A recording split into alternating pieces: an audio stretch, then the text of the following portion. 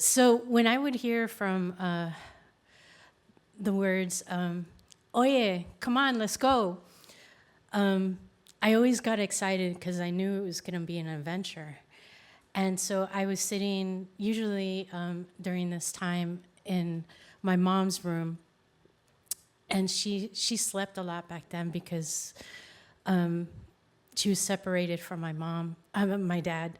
And my dad. And I would sit with her, and even though she was sleeping, she liked the TV on. And so when I hear my brother, and I knew it was going to be an adventure, I jumped up and I ran out. And I would go find him, and my grandmother would hear me from my room and would be like, oye, oye, where mi número para mí? And so I would run, and I would go, and I would get the money from her so that we can go downstairs to Doña's house, where you can get a little cafecito and give her your money so that you can play the numbers. And sometimes my grandmother won, sometimes she didn't, but she just liked playing the numbers. And so then my brother took me to the community center and park and sat me down on a bench and said, just wait here. And I'm like, wait for what? And he said, don't worry, you'll know. And so he goes out to the basketball court and he starts playing, and they're going for a bit, and then all of a sudden I hear my brother say, like, come on, just one more. Double or nothing. You can choose anyone in the park to be, to play with me, anyone.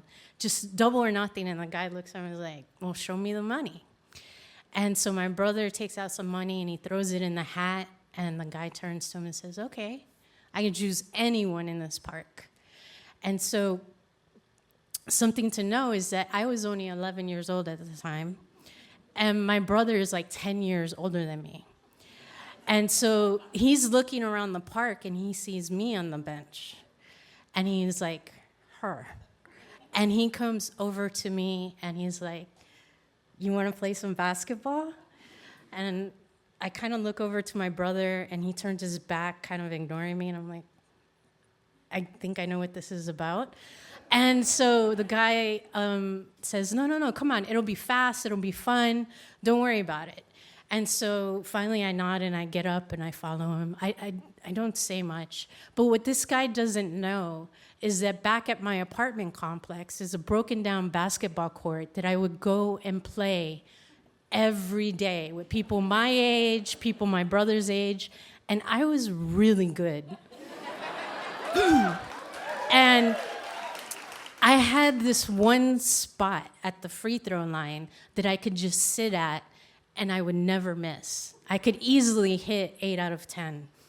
And so I get on the court and I kind of like run around a little bit, but then I just stand in my spot. And as I'm standing there, you know, they're kind of all ignoring me because they think they got this game. And my brother gets me the ball and I get the first one in. And it bounces a little bit, drops in, and even the guys are like, hey, good job. And we're like, okay, and we keep playing, and my brother gets me the ball again, and this time it's a nice sink off the backboard. Boom, in, and now they're kind of like, what's going on? And so they get to playing a little bit more. A guy kind of guards me for a little bit, but, you know, I'm the little girl on the court, so they just start ignoring me again. And finally it comes to the last point, and my brother goes up for a layup, and he realizes he's going to get blocked and throws me a no-look pass. And I just sink it in, swoosh. And and the guy that came up to me is like, no, what is this? Oye, mija, coño, what are you guys doing? And he's like, and my brother's like, what do you mean, what are we doing? And he's like, mira, hijo de... And my brother shoves and like, you better not. And they're going at it back and forth. And I take my moment and I'm like, there's an opportunity here. And so I grab the hat and I run.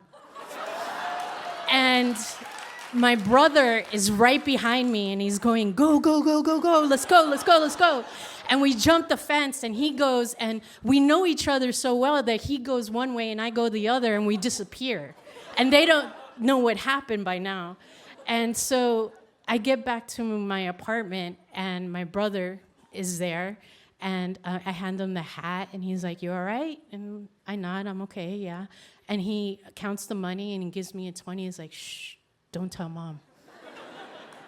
And so we get into the house, and of course, the first thing my mom notices when I walk in is like the ripped pants from the fence. And she's like, "We can't afford new pants. What did you do?" And her and my brother go at it. My brother's like, "Go, go, go, go."